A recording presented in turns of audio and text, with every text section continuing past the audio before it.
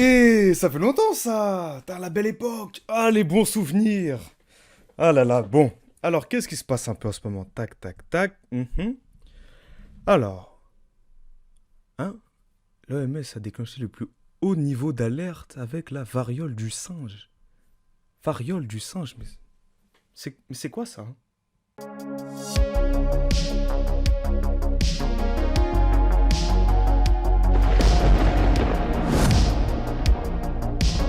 Bonjour à tous et bienvenue, et comme vous l'aurez compris, ce virus nous vient du chameau.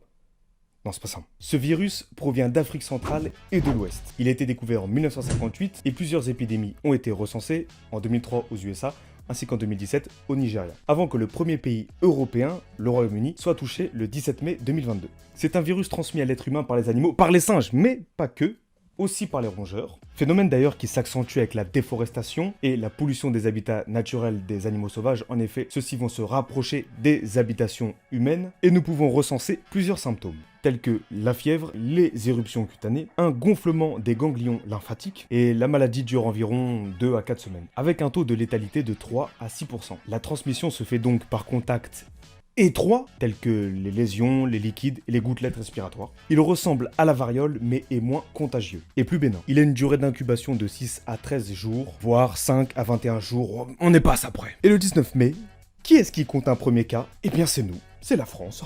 On a cette chance-là. Le 19 mai, la France est donc touchée, puis la Suède, la Belgique, l'Italie et le Portugal. En bref, une bonne partie de l'Europe. Bien joué.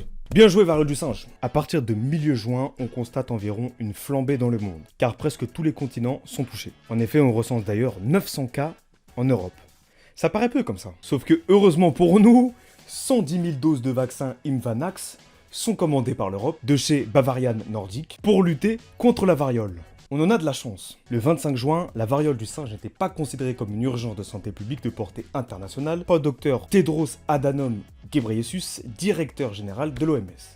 Bon, ça va alors, pourquoi on s'inquiète? Le 23 juillet, soit un mois après, la France passe à 1567 cas, tandis que le monde connaît 17 000 cas à travers 74 pays. Ah ouais, ça monte un peu quand même. Le virus est finalement classé urgence de santé publique de portée internationale par le même docteur. Ah bah, il a changé d'avis en fait. Ce qu'il faut savoir, c'est que le virus se retrouve en grande partie chez les hommes gays et bisexuels, notamment car ils font un contact étroit par les muqueuses, notamment anogénitales et lésions cutanées. D'ailleurs, d'après Yannick Simonin, il n'est pas exclu que cette maladie devienne une IST. S'il y a des mutations. Cependant, Yannick Simonin précise que toute personne ayant un contact physique étroit avec une autre personne qui a contracté la variole du singe est à risque, quelle que soit son orientation sexuelle. Donc personne n'est à l'abri.